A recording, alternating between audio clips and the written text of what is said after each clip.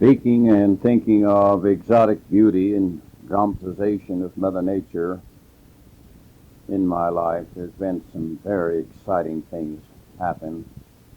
Pictorial, beautiful, and as I go back in memory of the most dramatic things in my life of their graphic beauty, I guess the thing that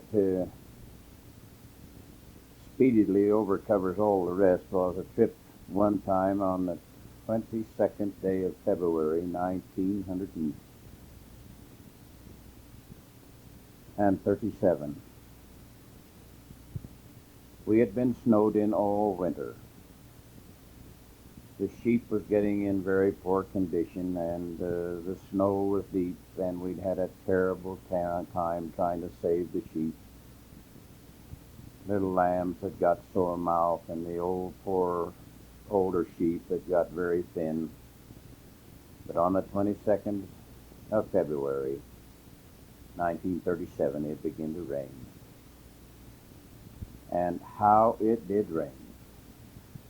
It rained and it rained, and we were in southern Death Valley, and there was lots of deep canyons going off into Hackberry and lots of red rock, and the snow was quickly melted off in the red rock and turned the sheep loose. As they fled down in every little crevice and every nook and corner where the snow had been melted, hunting blackbrush and sagebrush and brigham tea and anything that they could eat. They all night long, that rainstorm, the most melodious music in the world was heard. That symphony of sheep bells tinkling away as they fed and filled their stomachs made we sheep herders the happiest people in the world.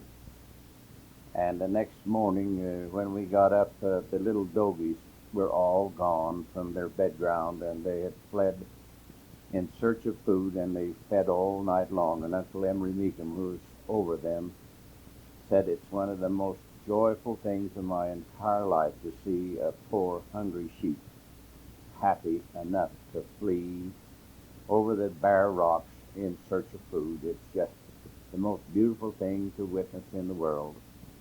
Our cares and our great struggle of keeping the sheep alive was over for that terrible snow-bound winter. We were running very short on supplies, and Dad didn't dare let Island go down, so he let me go. And I was supposed to go to the old town of Paria and get supplies. Now, we had our supplies in a big cellar left by the early Mormon pioneers. We'd fixed it up with shelves and places where we could put grain and salt and food and all the commodities needed in a sheep herder's camp. We had a bed down in there so that if we got caught overnight we could sleep, and a bake oven so we could cook our meals on a fire outside. But the rain, I rode several miles down what we call Carlo Ridge and above what we call Yellow Rock and off into the lower box about 2 miles below the Paria town. And as I came down over the rim where I could see off up the Paria River, I beheld the most exquisite, the most picturesque beauty of my entire life. The rain had washed down from the high red cliffs of the Paria River into the Chinley clay, which is great murals of purple clay, very, very stratified in color, ranging from dark red to deep purple to lavender to white to tan to brown to yellow. It's just a rainbow of colors, and it's perhaps the most solid color panorama in the United States or perhaps in the world. It can't be excelled for its beauty. But the water, as it fled down after the rain and began to course its way and find channels down through the little gullies, every crevice, every little canyon, every part of that beautiful landscape, so white and so immaculate, was flooded with colored water. The water picked up the pigments out of this purple clay in these red hills and brought it down, and when it got down to the bottom of the hill, it just spread out. And wherever there was a canyon, it made a big scallop. And then the next little canyon, a little dale up into the purple clay, it made another scallop, and another one, and another one, for 2 or 3 miles on both sides of the creek. It was like you'd placed 2 beautiful homemade pillow slips that had been embroidered and crocheted with very delicate, beautiful hands, and the creek is all that split these 2 borders of highly colored snow. I'll never see anything like that. Well, the drama of this particular storm and the turning of the sheep loose and the overpowering of the elements in that great colossal winter was over with a rainstorm. The weeping heavens came and released the prison bars of cold, freezing ice and death. Well, I got to the old town of Paria, and there I met John H. Johnson. He was working. He beat me. He'd come out of the swag country, and he beat me down there, and he was working just as hard as he could with a shovel. He said, "Oh, boy, am I glad to see you, Herman." He said, "We're going to lose everything we've got in this fly cellar. It's going to be filled up with water. We've got to do something." I piled off my horse and tied my mules up and found another shovel, and we went to work, and we worked until dark. Fed the mules and grain. That's about all there was they could eat. The snow was so deep, and we didn't have any hay, but we fed them an extra feed of grain. And we went over to our water got in the floor of the cellar about 2 or 3 inches, and we'd dug in the frozen ground and removed the snow, but it rained all night, and we'd all went over to the old house, which is the only one remaining at Paria, and made their beds down on the floor, and there's just one sheep herder and cow puncher side by side, waiting for morning. And when daylight did come, John H. Johnson said, "Herm, I haven't got what it takes. I just can't go over and look at our cellar. I know it's full of water.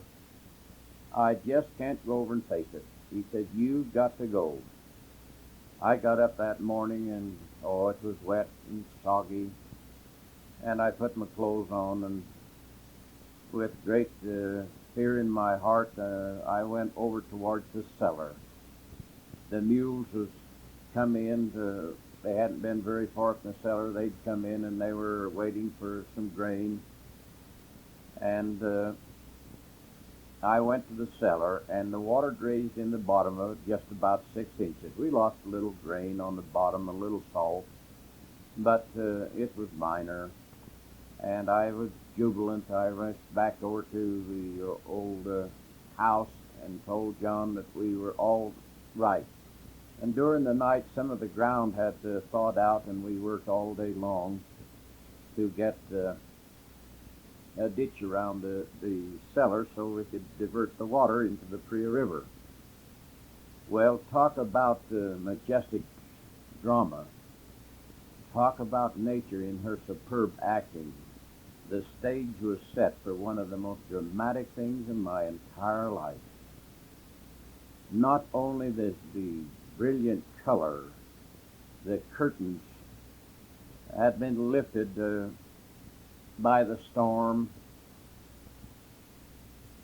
and a great flood was in process down the Paria River. Icebergs, some of them 25 and 30 feet long and 4 and 5 feet thick, and maybe 10, 20 feet wide, was just fighting in a terrible, raging battle to get down that river. They'd blockade and build up, and then the water would back up, and then the force had come big enough to push them on down, and it was a roaring, raring, tumbling mass of ice and cold, muddy water. Oh, it was frightening. I knew beyond a shadow of doubt that my folks up in Death Valley would be extremely worried over me, but there was no way on earth that I could get into that river. And so we bucketed the water out of the cellar and worked all day long until dark come. Went back over and went to bed again.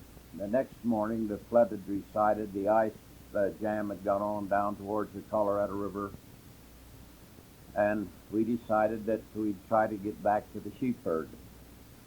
I got on the horse and started my packs down the Paria River, and when I come down to the lower box about 2 miles below there, why, the icebergs were, they were just here and there. It was awesome. It was frightening.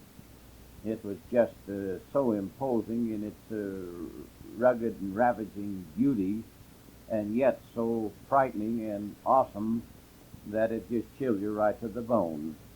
And finally I got to where I had to cross the river, and my mules refused. The water was quite high, about up to my boots in the stirrup, and the horses and the mules just simply snorted and refused to go. They'd go into the water and smell it, and then they'd turn right around and go back. Now, they'd come into some show acting that they didn't like, and Mother Nature and their instinct told them there was danger, and then there was plenty of danger. I decided I'd ride a horse across it, and so I did, and I made it in pretty good shape in one place. And finally, my little leader mule, he thought if the horse good, he'd tackle it, so he bounced in, and the water come clear upon his sides and the alfogs. And he half stumbled and tried to swim, and finally he got across, and then the other mules, and then I got across. Then I had to climb a big slick rock trail and get up on top of Yellow Rock and the Cardinal Ridge, and I got back to camp that night. Dad was awfully worried, and he knew something had flood or something had stopped me from getting back. This was a very dramatic thing in my life. I guess of all the celestial beauty that I'll ever witness in one eye seeing was then, just imagine thousands of acres of pure white snow colored by the pigments and the calcium mine of rain seeping down from the hillside to the snow and scalloping the whole creek on both sides. It was just fantastic. And then the awesome ice breaking up, and the saving of the cellar and our supplies, and the beautiful rain turning the sheep loose from starvation and death. It was a beautiful dramatization on the stage of life and on the breast of Mother Nature. As I reflect the awesome spiritual beauty when Mother Nature's in dress rehearsal, I guess the next empowering thing of dramatization in my life by nature was on top of the Henry Mountains. We'd had a blizzard. Oh, Cray and we was in a terrible blizzard. We thought it was going to blow our tent down. We thought that we'd have to flee, so we both got in the truck and wrapped ourselves up in our best clothes and coats and waited it out till morning. When daylight come, the blizzard was over, and we had four-wheel drive, and so Dennis and Trey and I, we got in the pickup and started up around the top of Mount St. Helens. And we hadn't gone very far till Trey looked up on the hillside above us, and he discovered a buck, so he got out and shot it, and we dressed it out, and then we moved on to hopefully see some more deer. We saw a few way high on the timberless slopes, that's above timberline.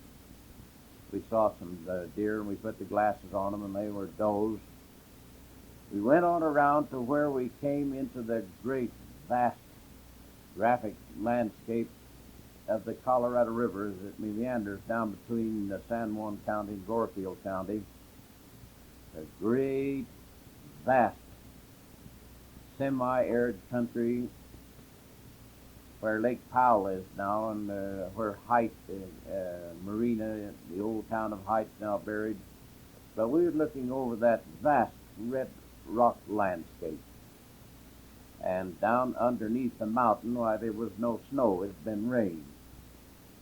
But as we went around, it was coming daylight, and the sun had got up just a little bit. There was a black cloud, and it had a crack in it. And the sun, when we got there, was just right, and it sent its sunbeams down. I don't know how to describe it. These sunbeams covered the entire landscape, and they were gold, just beautiful gold. The whole landscape was beautiful gold. And these tresses of sunbeams, as they came down from the head of these clouds, it was like a maiden drying her hair in the sunlight. Oh, it was just beyond any comprehension of description and superlatives. There was acres, miles and miles and miles of sunbeams coming down to kiss the earth from the heavens above. It was spectacular. And we both said, that's the most celestial thing we'll ever witness in this life. And we were just awe-bound, just stricken with awe, because we couldn't comprehend, and there was no one of us had a camera. I remember one time I was lonesome up to Bryce Canyon National Park, and I decided to take a little early morning walk.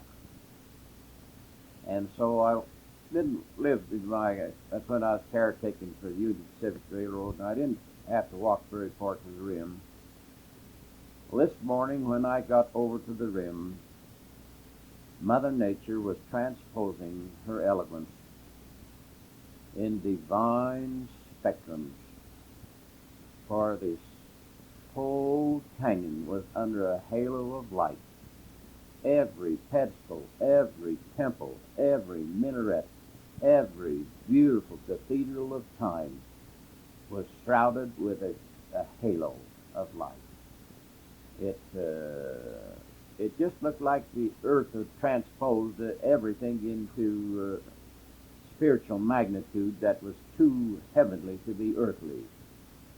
And as I witnessed that, it was extremely beautiful, and of course I never could describe it adequately because it was beyond human power. It was God, and it was His chisels of time, hallowed in a halo of light that eternally I will remember. I went into Grand Canyon one time, and I took a man by the name of Julius Cox with me from down in Rockville. We went down into Grand Canyon to get ready for the spring work, prepare to make electricity and get the water on top of the north rim. I had lots of leaks in the penstock to get it so I could hold enough water to run the turbines and the power plant. And we were working from daylight till dark, doing our own cooking and trying to get as much work as we could. We'd been flown in by helicopter, and in those days down in the powerhouse there, we had a lot of food in the pantry, and I could always catch a few fish to supplement it, fresh fish. But one night we went to bed. It had been cold, and a canyon breeze had been right severe for working conditions all day long. And it looked like a storm was brooding, and truly there was one. Well, give out, fatigue, I soon dropped into dreamland. And I woke up with one of the most phenomenal, colossal things that I've ever witnessed in my life. My room was absolutely a fluorescent sheen of purple light. I couldn't believe my eyes. I rubbed them. I thought, oh, good heavens, the power plant is on fire. Something's wrong with electricity. It's arcing, and it's making the whole landscape purple. We had big transformers, lots of oil in them, and I thought they was on fire. I piled out of bed and rushed to the window, but there the transformers were silhouetted in the purple glow, and the whole canyon, as far as the eye could see, was illuminated with a purple sheen. I could see every rock, and every green tree was purple. I stood and witnessed this awesome thing for several moments, and I went over and woke Julius up. He'd never woke up to the fact. And he got up, and we got up and dressed. We went out on the big long porch, and we talked it over. How could such a phenomenal thing, and what was transpiring, what was really happening?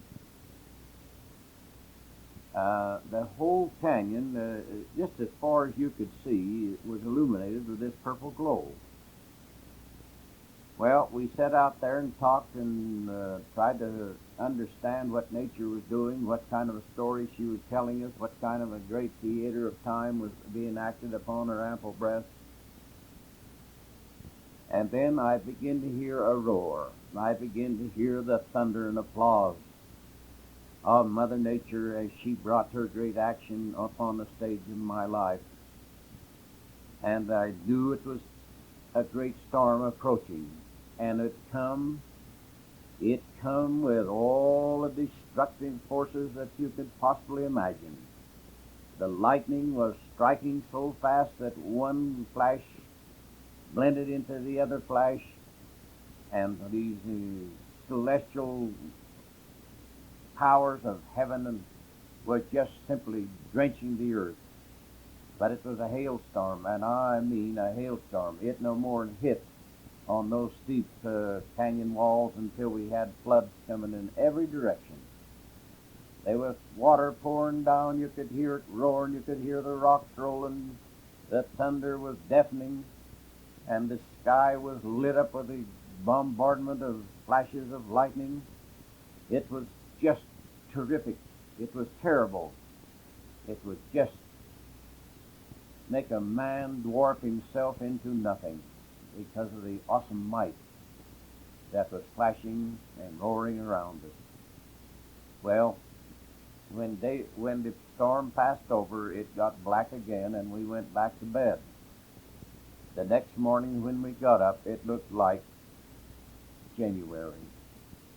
Everything in that canyon was covered with hail, only where there was streets where the water run down in the water courses like floods. And Bright Angel Creek was a roaring torrent. That was a very, very dramatic scene, and I witnessed that. And to go down in the bottom of Grand Canyon when Mother Nature's on the rampage is very, very awesome. And many times I went down there. We had floods down there that came through the firehouse and through the pump house.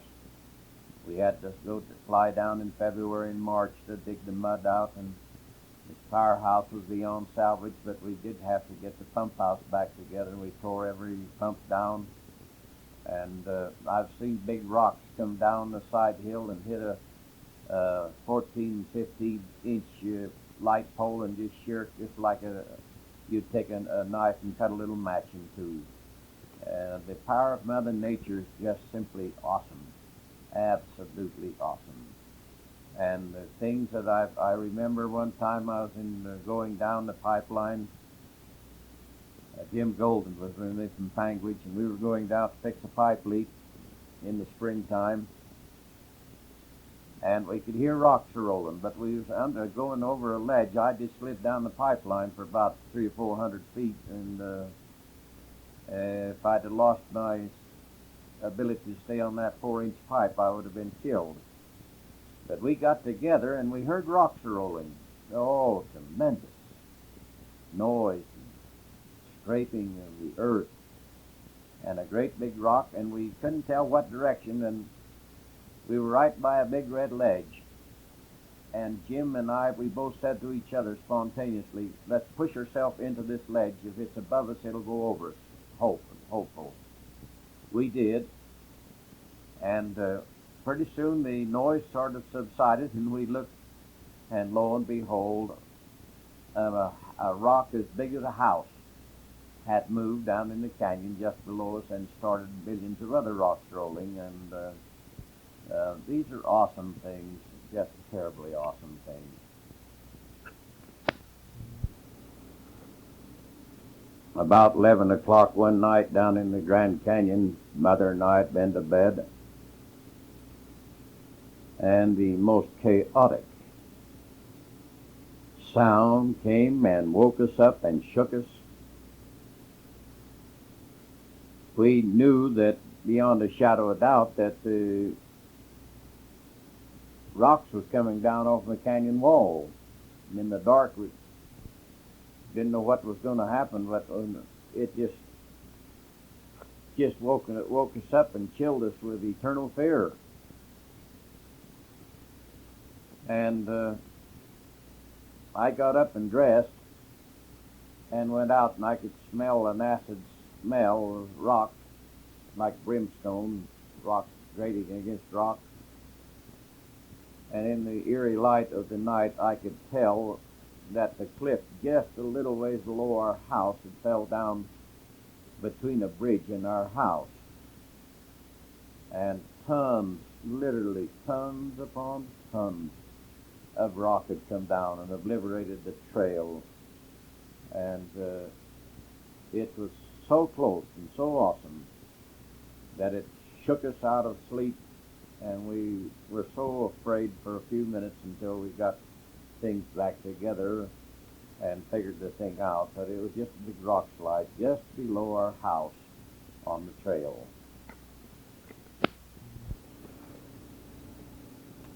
You know, Mother Nature's got the best actors in the world. She's got the most beautiful stage in the world. All that man has done is just an imitation. Man and his electronics and his genius and his atomic mechanisms and machinery, they can't compete with the sheer beauty of Mother Nature. I remember one day Dad and I, we was down in Johnson Holes, and there's a big sand rock. It's called the Sugarloaf. And by working hard and scratching and clawing and climbing, why, we got out on top of it, where we could see the sheep. They were quite a ways away, maybe a quarter of a mile away, feeding, and their bells was jingling, and a little lamb now and then had blat, and that was music to our ears, because we knew the sheep were well fed and happy in their way of furnishing wool and mutton to the world. And all at once we saw something down in the bottom, right under the Sugarloaf, great big white dome of sand rock, and it was a little gray fox. He didn't know we was out on top right straight above him, and he was playing. He just dashed here and there and run, and oh, was he happy. He just had the whole world to himself, and we was his audience. And what a performance he gave us. I've never seen such agility, such beauty, such grace as that little fox. And in all my life working on the range, that's the only time I ever saw a fox putting on his act as only nature had prepared him to do.